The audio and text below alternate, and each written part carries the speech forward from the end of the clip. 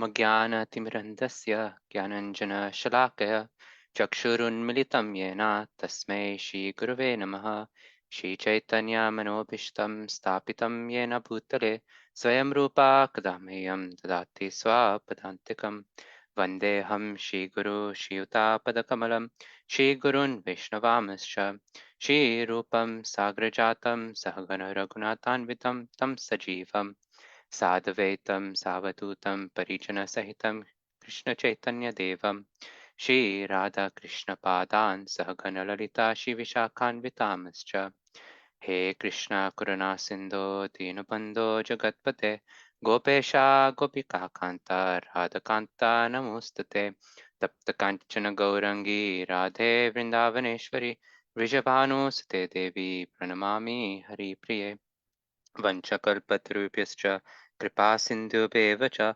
Patitanam Pavanebhyo Vaishnavebhyo Namo Namaha Namo Vishnupadaya Krishnaprishtaya Bhutale Srimate Bhaktivedanta Swami Nityanamine Namaste Saraswati Deve Gauravani Pracharine Nirvishesha Shunyavadi Paschatya Deshatarine Jai Shri Krishna Chaitanya Prabhu Nityananda Shri Advaita Gadadhara Shivasadi Gaura Bhakta Vrinda Hare Krishna, Krishna Krishna, Hare Hare, Hare Rama, Rama Rama, Hare Hare. Shubhat ki jai. Jai. Thank you for allowing me to speak again, and it's really nice to be back, especially for this chapter, because I'd actually asked Amarinda Prabhu if I can specifically, let me know when this chapter is, because I really wanted to talk about it. I don't know, somehow this chapter that we have, which is Srimad Bhagavatam, Canto 3, Chapter 24, somehow originally, when I started, I guess, sharing Srimad Bhagavatam Katha, this was one of the chapters that first came up, and it, for some reason, it attracted me to actually share Krishna Katha as well. So it was nice. So, I know you guys read on Tuesdays, but I think it would be nice just to have a summary of the story of Gautam Muni and Devahuti so far. So this starts off in chapter 21, where Vidura is actually inquiring from Maitreya about the children of Swayambhuva Manu, and Devahuti is one of those children, right? One of the daughters. So when Maitreya starts to explain, then he explains how Lord Brahma actually commanded commanded Kardama Muni to beget children, right? And so Kardama Muni actually goes and performs tapasya. He goes and performs great penances for, it's described, 10,000 years at the banks of the river Saraswati. And the Lord, being pleased by all that penance, he actually comes and gives divine darshan, right? He comes and becomes present in front of Kardama Muni, and basically foretells about the whole process of how Kardama Muni will go through many, many different things and ultimately attain perfection at the end of his life. And just as the Supreme Personality of Godhead, as the Lord described, what happens next is that a few days later, Swayambhuva Manu, along with his wife, along with his daughter, Devahuti, comes onto the scene, comes to Kardama Muni's ashram. And then in chapter 22, we see how Swayambhuva Manu and Kardama Muni are having a discussion, right? They're having a discussion, and specifically a discussion about the marriage proposal that Swayambhuva Manu has come with regards to giving his daughter Devahuti to Kardama Muni. And Kardama Muni, he has a condition in terms of accepting the proposal. And his condition is that once Devahuti is impregnated, then he will live the life of pure devotional service, right? And then he'll perfect his life. And ultimately they agree, right? Ultimately, that was the focus of any sort of family life or anything in general. The focus was on serving the Lord. And so after the marriage, then Swayambhuva Manu goes back to his kingdom with his wife, and it's described how he also, perfected his life by writing, by reading, by contemplating, like everything around the Lord. Everything he did was focused around the Lord as well. So then we come to chapter 23, which is the chapter before today's chapter, and we see the chastity of Devahuti.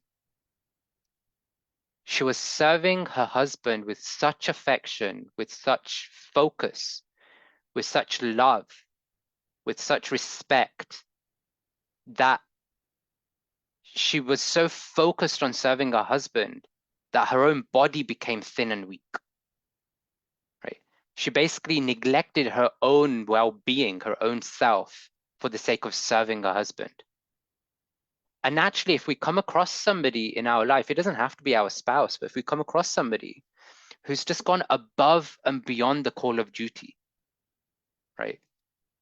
If we have a soft heart, naturally the inclination is, well, they've done so much for me.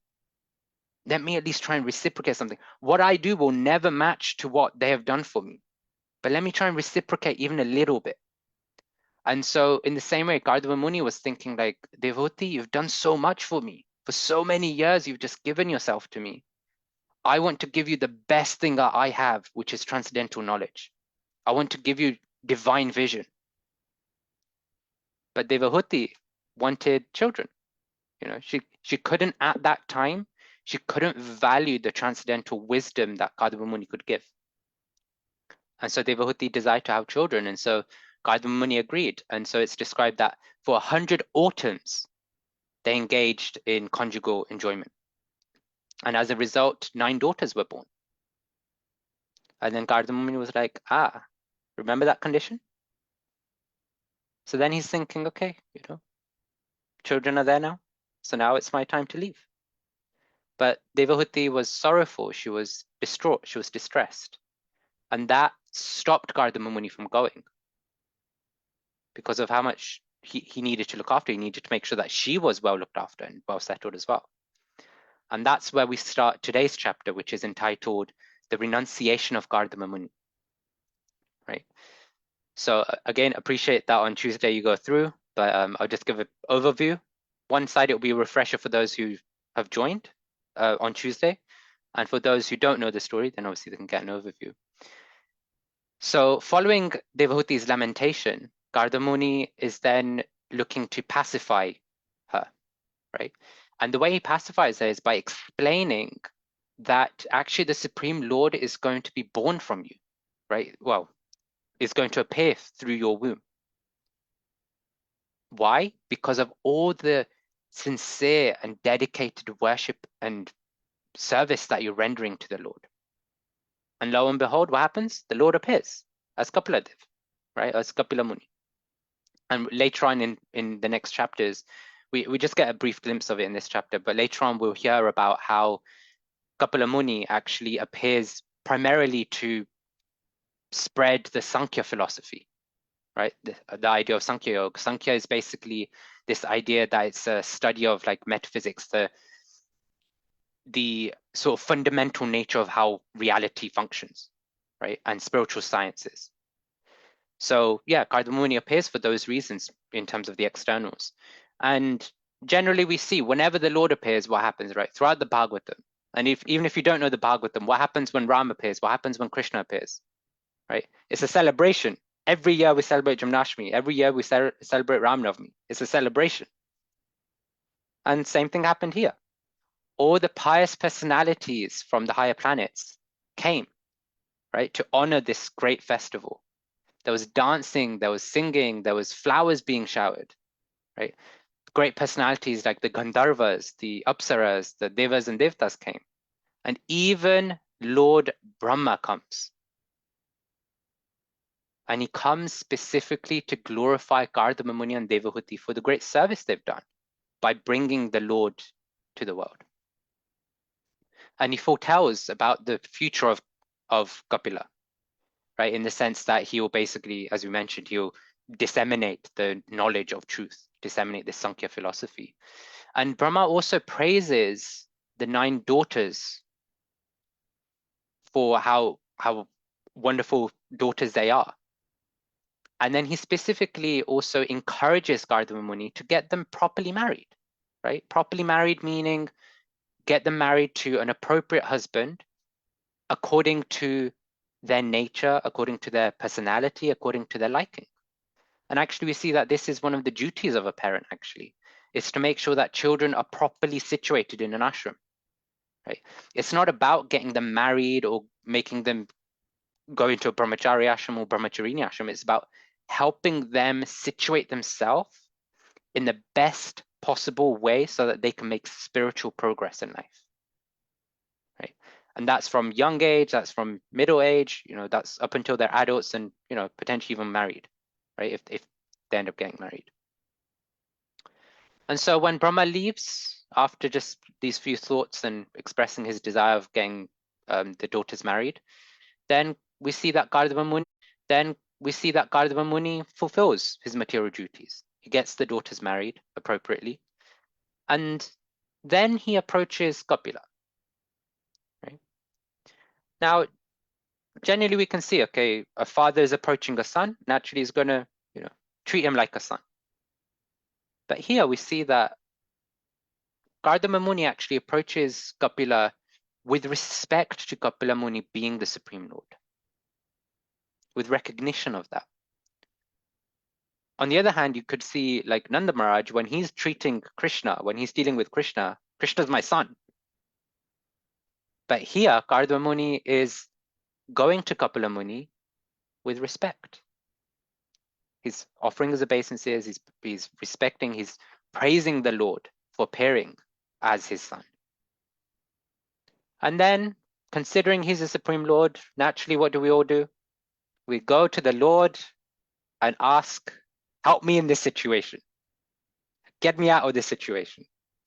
So Gardama Muni is no exception. He goes, this is my exit strategy from family life.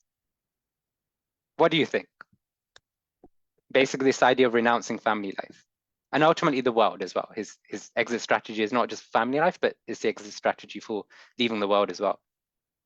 And we see Kapila actually agrees and supports Gardama Muni's desire, right? Just as they had discussed when Gardama Muni had performed his austerities, basically.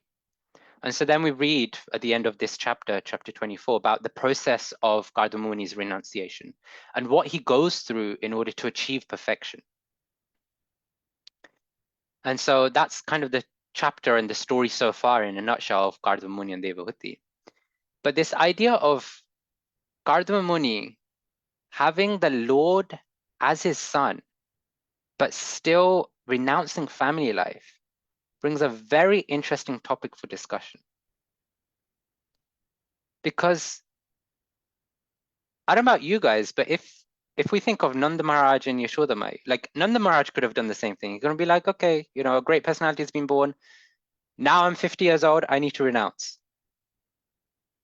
But he didn't do that. But here we see Gardama Muni knows that the Lord is born. Nanda Maharaj on the other side didn't. But here, Gardama Muni knows this is the Supreme Lord who's come into my family life, into my household. And even as part of the prayers at the end of the chapter, when he's glorifying the Lord, he actually calls this out, that like it's only by your mercy that you appear in householder life. It's only by your mercy that you appeared in our family. And yet Gardama Muni is like, I know you're here, but I need to go out there. I need to go to the forest in order to perfect my life so that I can serve you. So how do we see this? Well, we can see it in multiple ways. And one way that kind of comes to mind, and one way that I'd heard actually some senior Vaishnavas talk about, is how maybe, right, we can see this as Gardama Muni's mood towards the Lord was not of Vatsalya Prema, it was not of parental affection, right? Because parental affection has a very specific mood. It's a very loving, it's very close, it's a very, like, you're treating the Lord as your subordinate mood. But throughout this pastime, we see Gardama Muni has awe and reverence towards the Lord. So maybe that's the explanation, right? Maybe, yes, the Lord appeared as his son, but Gardama Muni's service to the Lord was not in the mood of parental love. And therefore, he wasn't in his actual position of service. Therefore, he needed to leave to try and find his actual position. And maybe if we think in Bhagavad Gita, and then maybe we're thinking that, okay, what we learn from this is that we need to act according to our nature, right? This idea that everybody is actually compelled by the material modes of nature to act according to their own, natures. You can pretend to be somebody else, but ultimately at the end of the day, the material modes of nature that you've got are still going to come back to you. But Prabhupada gives a very interesting and insightful and contemplative reason, actually, right? And this might spark some controversy in this session, the way I'll probably bring it up. But the other way we can see it is that even if the Supreme Lord appears in our house, the devotee must continue to follow the authority of the scriptures. When Kapila Muni first starts to respond to Gardama Muni's proposition, this idea that Gardama Muni put across, that I want to become a sannyasi, I want to become a mendicant, right? The first thing that we read that Kapila Muni shares and expresses in verse 35 is Maya proktam hi lokasya pramanam satyalokike. He says, quote, whatever I speak, whether directly or in the scriptures, is authoritative in all respects for the people of the world, unquote. So whatever the Lord says, right, whatever the Lord gives through his speech, whether it's like the Bhagavad Gita on the battlefield of Kurukshetra or wherever, right, or whatever scriptures the Lord has given us, whether it's the Vedas, whether it's the Srimad Bhagavatam, or any other scripture, is to be considered authority for everyone. And in the purport, Sri Prabhupada actually elaborates on this. He says, quote, Vedic authority says that a householder must leave home after his 50th year. Pancha Shordvam Vanam Vrajit. One must leave his family life and enter the forest after the age of 50. This is an authoritative statement of the Vedas based on the division of social life into 4 departments of activity: Brahmacharya, Grihastha, Vanaprastha, and Sannyas. Unquote. So this is the purport to verse 35. So Sri Prabhupada here is saying that Vedic authority says that a householder must leave home after his 50th year. I don't know how many people we have who are approaching 50 on this call or past 50. I'm looking at Dharmendra Prabhu right now because I vaguely recall a conversation. But yeah, Sri Prabhupada in this purport is saying we should leave our home at 50.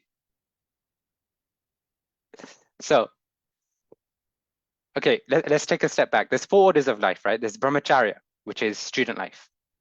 Then there's Grihastha, which is married life, and more specifically, spiritual marriage, right? That's what Grihastha really means. Then Vanaprastha, which is retired life, or the preliminary stages of entering the renounced order of life. And then we've got Sannyas, which is the renounced order of life. So according to the Varnashram system, which are made of these 4 orders, or 4 shelters, and then the Varnas, the qualities that we have, then we see that Vanaprastha and Sannyas are actually natural progressions for a householder.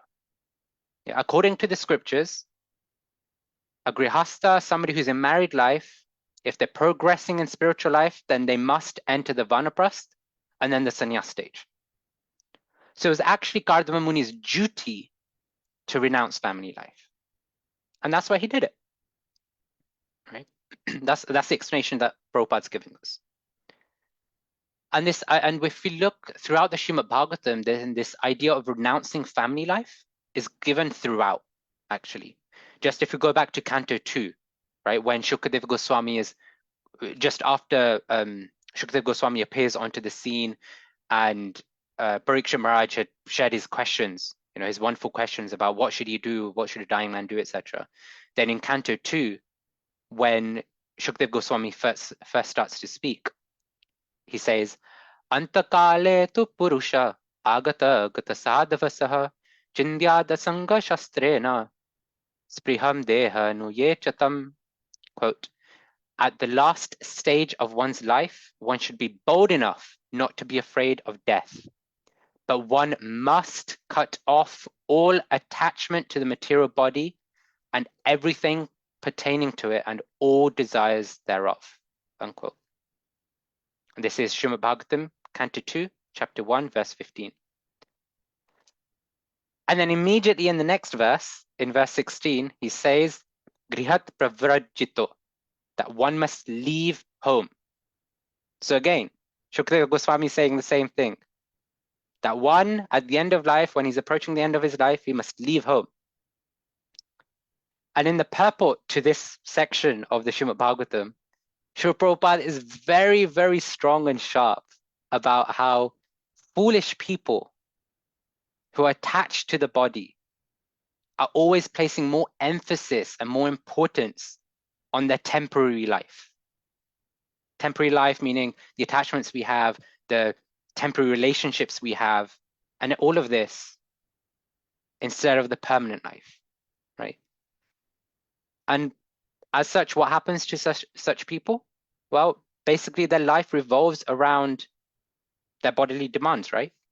Whether it's the senses, whether it's the extended senses, right? Like the body, the family, the friends, society, nation, and all these bodily relationships that we might have. And so, ultimately, we know that all of these things, all these temporary things, they come to an end at the demise of the body. But such foolish people Prabhupada is describing actually place so much more emphasis on this idea of my house, my wife, my children, my society is so much more important to them than their identity as a spirit soul, which is an internal identity. And ultimately, again, from the Bhagavad Gita, Krishna shares that whatever state of remembrance that we have at the time of death is where we end up going. And when we look at like scientific data, right, scientific studies, then what they claim, which actually helps in our discussions, what they claim is that what happens at the time of death is a flashback. It's a flashback of all the memories, of all the moments that are etched in our consciousness and subconsciousness. We relive all these things. And so a foolish person, somebody who's spending their whole life being absorbed in bodily consciousness, basically, at the time of death, they come back here to relive the temporary and the miserable conditions of the world. Because that's what they cultivated their whole life. And so at the time of death, they remember all of that. Whereas somebody who is intelligent, an intelligent person, sees that, okay, death is looming. Death is looming just like a cloud on our head. And so every moment, they're trying to prepare the best possible body for the next life. We could say life is like a stock market, right? What happens in a stock market? You invest in so many different, stocks and shares.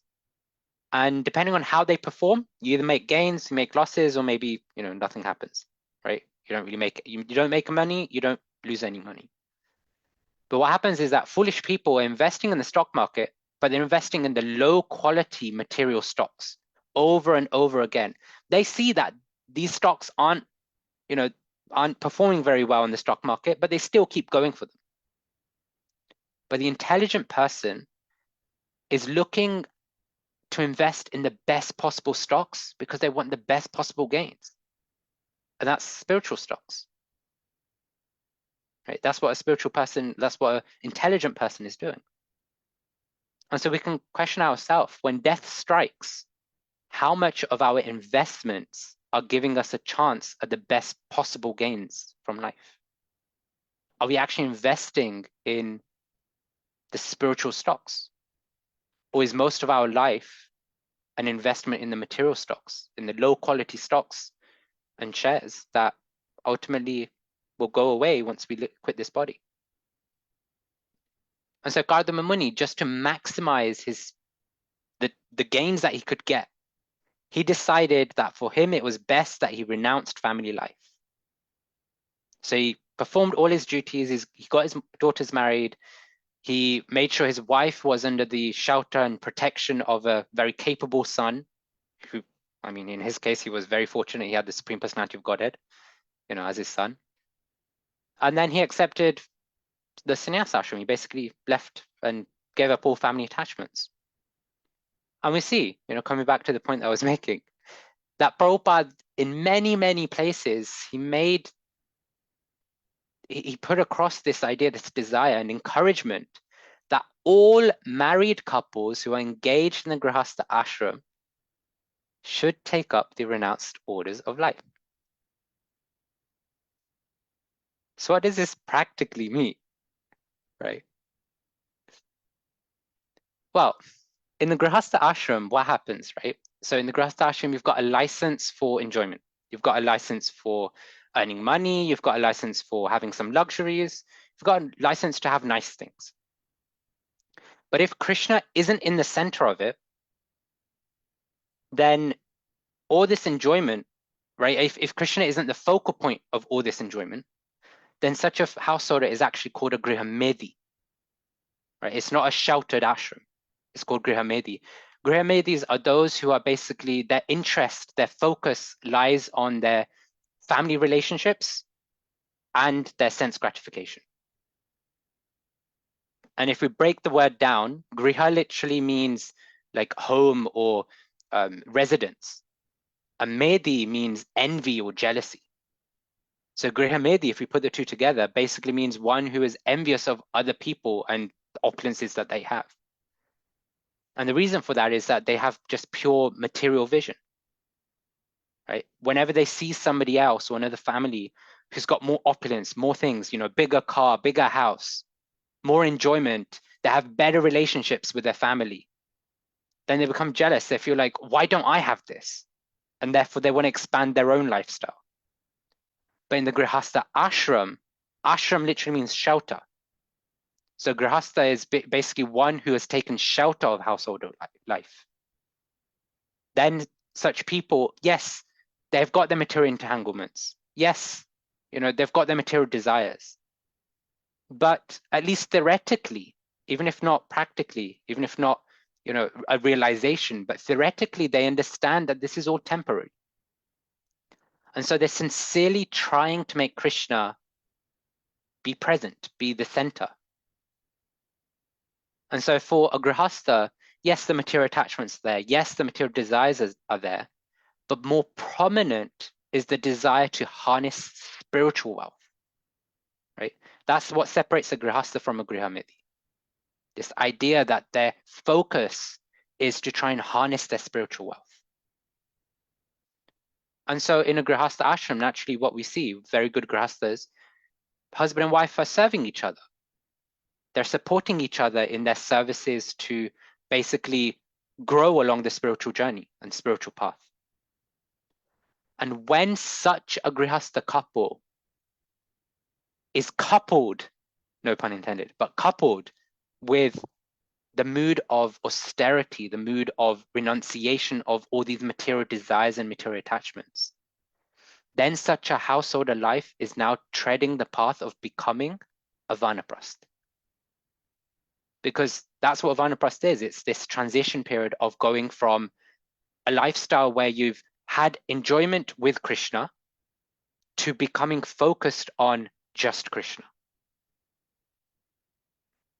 And so in the Vanaprastha ashram, traditionally what would happen is that, the husband, sometimes with his wife, sometimes alone, but depending on the situation, depending on the agreement between the husband and wife, they would leave the house, they'd leave children, and ultimately they'll go on this path to give up their material attachments, right? And at the center of all of that is this attachment to sex life. That is the first and foremost that has to be given up. And then the luxuries and the children and the house, etc., etc. And eventually the wife as well. And so once, he's able to give up all these attachments, all these material ties, then he can naturally accept sannyas, which is a life which is full of renunciation. And Srila Prabhupada, the scriptures, and as we read, Gadadhara Muni, who was saying that, Kapila Muni, who was saying that the scriptures are authority, whatever I say, whatever is written is authority. They're all saying, again, that all householders, everybody has to come to this point of becoming a sannyasi, because that's a natural progression. So, Dharmendra Prabhu, does that mean that now, 50 years old, you have to now give up the house that you're living in and leave your wife, your kids, pack your bags and leave? I don't know what Well, you're talking about. I'm still young. well, if we look at the principle, if we look at the purpose of what Gautam Muni did, right, then in the same purport, right, of verse 35, actually, I'll go to 34 first. So in the verse of 34, right, at the end, Gautam Muni says, and I'll just say the English, quote, renouncing this family life, I wish to wander about, free from lamentation, thinking always of you in my heart. Unquote. This is the last line of verse 34. And in the purport of that verse, but more specifically in the purport of verse 35, Srila Prabhupada explains, Gautam Muni states, quote, Gautam Muni states here the main purpose of his leaving home. While traveling all over the world as a mendicant, he would always remember the Supreme Personality of Godhead within his heart, and thereby be freed from all the anxieties of material existence. Unquote. So when we look at the purpose of Gautam Muni, when we look at the purpose of any Vaishnava that we see, whether it's in the scriptures like the Srimad Bhagavatam, or whether it's maybe Srila Prabhupada, or any prominent personality that we see who has accepted sannyas, or has gone through householder life and then accepted vanaprastha and then sannyas, right? Whatever it may be, we see that they do this for two reasons, right? Sometimes one, sometimes both. One reason is to always be consciously absorbed and immersed in Krishna consciousness. Because naturally what happens in family life, this thing comes up, that thing comes up, this social event comes up. So you can't focus. But when you accept the renounced order of life, then you can fully focus. So that's the first reason. And the second reason is to focus on preaching,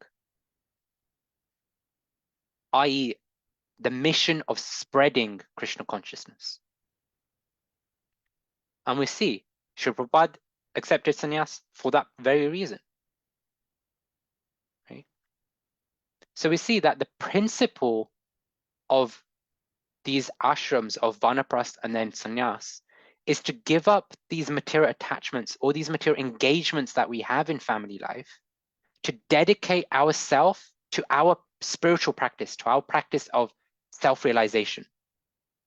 And considering we're in a missionary movement for us, to also enlighten the world in Krishna consciousness. And actually, when we look at our movement, we see that there are so many grihastha couples and vanaprasthas as well, who live together, but have dedicated their lives completely to the movement and their spiritual life. And they've achieved so many great things, right? I think like at least 90% of us are in the UK. And we just have to go back to Srila Prabhupada's first disciples in the UK, right? Srila Prabhupada sent 3 grihastha couples from San Francisco to London. One of them had a small girl, right? Saraswati, one couple. Why? So they come here and just enjoy a nice Kuchi life in Krishna consciousness? No, to set up a temple. And through that, through their focused service to Srila Prabhupada, look where we are now, right? We don't just have one temple in the UK. We have so many temples, we have so many devotees, and it's a thriving community of devotees all across the country. And that's just from grihastha couples. And actually, if we go through many of senior grihastha couples in our movement, even just within our movement alone, we'll find that there's so many amazing personalities that have done such amazing things because they are 100% focused on Krishna consciousness, on the mission.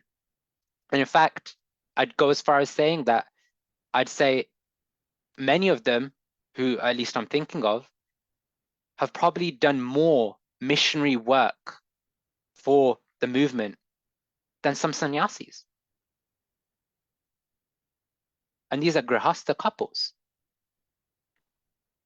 And all of this is possible because of their 100% focus on Krishna consciousness, on making their spiritual master's vision a reality. In the Bhagavad Gita, Krishna also says, just read the English, just conscious of time as well. Quote, so this is Bhagavad Gita 6.1.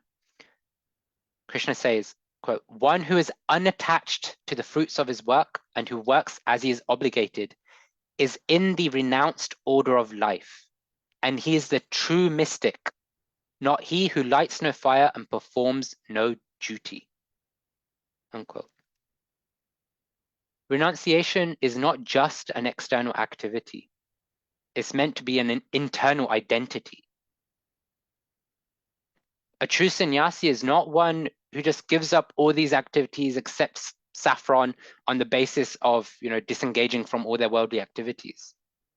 But it's actually somebody, a true sannyasi is one who is engaging in Krishna consciousness, in the mission, without this idea, without this thought, whether it's gross or subtle, of enjoying the fruits of their work.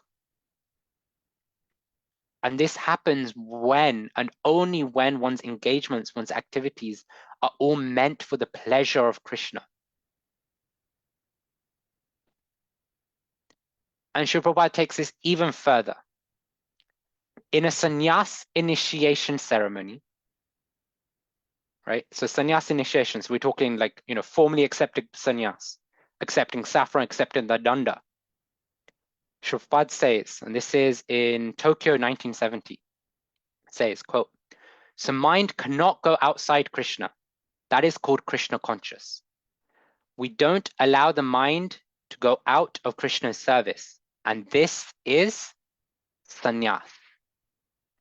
Practically anyone who is engaged in this Krishna consciousness business, he is a sannyasi. Never mind what his dress. Sorry, never mind what is his dress. He may be in a dress of a family man, householder, or he may be in the dress of a sannyasi. Everyone is engaged in Krishna's service. Unquote. But I repeat, never mind what is his dress. He may be in a dress of a family man householder, or he may be in the dress of a sannyasi. And this is during a sannyas ceremony where Srila Prabhupada is giving the danda to somebody, saying, now you're a sannyasi. But then he's telling the whole world that actually anybody who is engaged in the service of Krishna 100% is a sannyasi. Never mind whether he's living with family, never mind whether he's accepted saffron and living as a brahmachari, never mind if he's accepted the danda. But if we're 100% focused on Krishna consciousness, then Srila Prabhupada's saying we're a sannyasi. So sometimes we might look at the higher principles, of surrender, right? The 6 principles of surrender given, and the first two is first to accept that which is favorable and reject that which is unfavorable to devotional service. So those are the first 2 principles. So we might look at them and say, actually, you know what? Like giving up this house, giving up my relationship with my wife, but I don't know, like to me, it's favorable that I'm living with my wife because our life is Krishna conscious. We're focused on serving together. We're focused on preaching together. She's got her services. I've got my services. We only come together for service. So we might think like that. We might think that, okay, like vanaprastha, this formal vanaprastha, this formal sannyas ashram, like, is it really necessary for me? Is it really necessary for us? And we might turn to this and think, okay, accept that which is favorable, reject that which is unfavorable. Well, my relationship with my wife or my husband is favorable to Krishna consciousness. So why should I give it up? And that's okay, to some degree. But we shouldn't be living with the mood of a Grihastha ashram beyond 50. Srila Prabhupada 100% wanted sex life should be given up at 50. That's the first and foremost. Sex life, 100% must be given up at 50. But we should be looking to live, if we're not looking to formally go into this sannyas ashram, etc. Maybe the devotees ask for it, so then maybe we do it. But if we're not looking to go in that route, or for whatever reason, then the very least, two things. One is 100% we should be giving up sex life.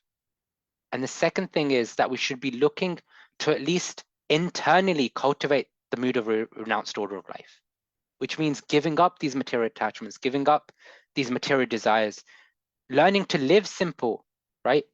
Simple living, high thinking, Srila Prabhupada's philosophy. We should be looking to proactively cultivate that sort of mood. And if we're serious in Krishna consciousness, then we'll actually make it a serious endeavor to turn away from all these material desires, material thoughts, material, lifestyle that we have. And that doesn't necessarily, like I mentioned, it doesn't necessarily mean that you go and take the sannyas ashram. You go to your spiritual master tomorrow and go, Bhaja Govindam Das said, I'm 50 years old. Now I have to go to the renounced order of life. Therefore, Maharaj, please give me sannyas. No, the idea is that we need to cultivate simple living, high thinking. Because the idea is that if we simplify our life and focus on the higher principles of spirituality, then we can actually give our energy, our time, all of our energy, all of our time to the process of Krishna consciousness, to the process of satisfying the Lord's senses. Because ultimately, that's what a sannyasi does. Sannyasi is one who through body, mind, words, and soul, the fourth danda, gives himself or himself to Krishna's service. So, at the end of the day, we may even think that, yes, it's very difficult to stay in household life. It's very difficult to stay with our wife because the mind and the senses are very flickering. So then we may think it makes sense to accept formal varnapas, formal sannyas. But more important than the formalization of these ashrams is the internal cultivation of the renunciation. Because at the end of the day, we have the golden principle of bhakti, which is always remember Krishna and never forget him. So then there, Hare Krishna, Krishna Krishna, Hare Hare, Hare Rama, Rama Rama, Hare Hare. Shubhad ki jai. Over to you. Right. Thank you very much, Prabhuji. If anyone wants to ask a question, please raise your hand. I'll just quickly ask one whilst people are thinking about their question. So let's say that there is a person who's an entrepreneur, and he's got let's say he's giving a lot of his wealth to Krishna consciousness or any activity which is to do with giving to good causes, should I say? And he also has, because of his entrepreneurship, he has a lot of people that are working for him.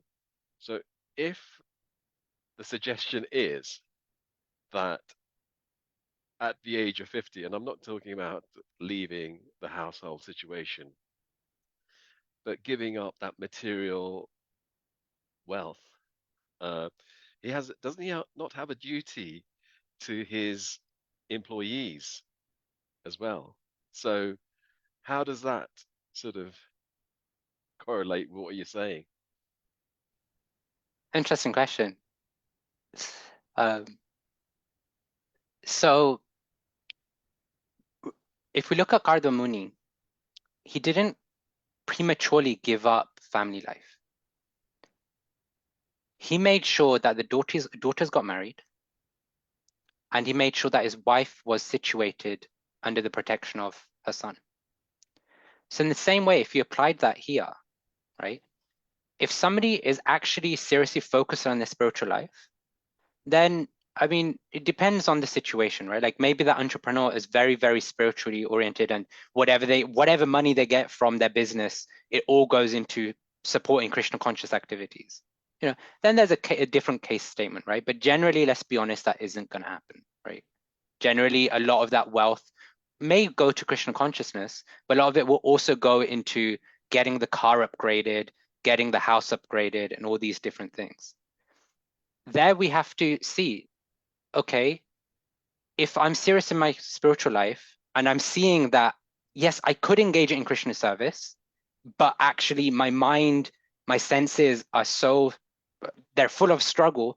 Therefore, instead of engaging everything that I get in Krishna service, I'm like, okay, before it used to be 1 for Krishna, 1 for me. Now I'll do 5 for Krishna, but still 1 for me, right? We need to be honest with ourselves and go, okay, it's better if I don't earn so much money, right? And then instead of just giving up, you know, just going to the government HMRC and saying, okay, you know, this business done, you basically hand it over, right? Like you would normally. Children, if that's kind of the inclination of the children, or, you know, sell it off or whatever it is. But it's not a hard and fast rule. So I don't want you to take that as like, oh my gosh, what do I have to do now? But the idea is that we have to introspect, right? If I go to the principle is introspect and see how much of that business is actually helping us be Krishna conscious. When we're in the grahastha life, when we're actually living and breathing family life, earning money is a thing. But when you're retiring, when you're renouncing going into the later stages of life, when you're starting to renounce family life, when you're starting to focus more on just pure spiritual life, then how much does one really need, right? The social position, social status doesn't matter so much anymore. Going to all these material events, I mean, depending on where you are in life, they don't really happen. And then a car becomes a vehicle to go from place A to place B. And at least I can speak from the elderly personalities that I've had in my cars. It really makes no difference to them whether it's a Vauxhall Astra or a Bugatti Veyron. It really makes no difference to them, you know. So it's almost like, yeah, I don't think I'm answering your question in the way that you're probably hoping to get it answered, or in the way that is actually helpful. But I don't know. This is what came out, so hopefully it's useful. No, that's fine. Thanks, Prabhu. I just don't want everyone think I'm entrepreneurial. By the way, I'm not giving my example there. It was just trying to see if anyone else is going to put their hand up. They haven't done so, so I'll give another opportunity. Right. If I ask another question, similar to the one that I've just asked about, but let's say a person is at home and they're looking after their elderly parent. Okay. Um, so you have this not I think obligation is the wrong word. You would want to look after your parents or parent, and therefore taking this renounced order in the sense not in this day and age it's a different aspect, but it becomes difficult. So how do you sort of deal with that? Yeah, I think that's actually a very real sort of situation that I think most of us are going through or will go through, right? In this day and age, especially. So thank you for that, actually. So if I go back to the principle of renunciation, renunciation is giving up the material attachments, the material desires, etc., right? Like you said, we would want to, and we also have a duty to look after our parents, right? In one sense. So the question is, how are we looking after them, and what's our internal dialogue when we're looking after them? When we are growing in spiritual life, and I'd say all of us on this call, right? We're somewhere in our spiritual life. We're not like, I mean, that's why we're on a Srimad Bhagavatam Sangha, right? Because we're somewhere in our spiritual life. We have this identification and understanding that we're all spirit souls. We may not be able to see that, oh, Kiran is a spirit soul, oh, Navneet is a spirit soul, oh, Kapil is a spirit soul. But at least theoretically, we understand this. And the idea of looking after elderly parents, the idea of looking after children even actually, is seeing them as spirit souls, as sparks of Krishna who are in my care to look after. Instead of seeing this as my mother, my father, my son, my daughter, yes, that relationship is there. It's a temporary relationship. We know it's there. And it's a reality. It's not a make-believe illusion that that relationship isn't there. The reality is it's temporary, but it exists. But the permanent aspect is that there are parts and parcels of Krishna who are in our care for this temporary period of however many years it is. And so when we're looking after our parents, when we're looking after our kids, if we cultivate that mood, that consciousness that my service to Krishna is in supporting them in the best possible way so that they can feel at ease and ideally grow spiritually along the way, then that is the best service I can do right now to Krishna. Because if there's nobody else to look after them, then we're there. Then we have to be there. And even in India, right? And India is very strict on its ashram, right? Brahmachari ashram, etc., etc. But even in India, those who take up saffron brahmachari, they also will go back home to look after parents if needed. So they don't completely renounce from that, you know. I mean, in the UK, we're not so strict either, right? In the UK, we do go home, etc. But even in India, you go home because the idea is that they're your parents. They're the ones that, because of your parents, you were able to grow in spiritual life so much. So you have that obligation, that duty, that service to them to help them out in that when they need that support. Of course, if you formally accept sannyas, it's slightly different. But yeah, I'm not even qualified to talk about that so much. So I don't know if that answers the question, but hopefully No, it does. that's fine. Thank you, Prabhu.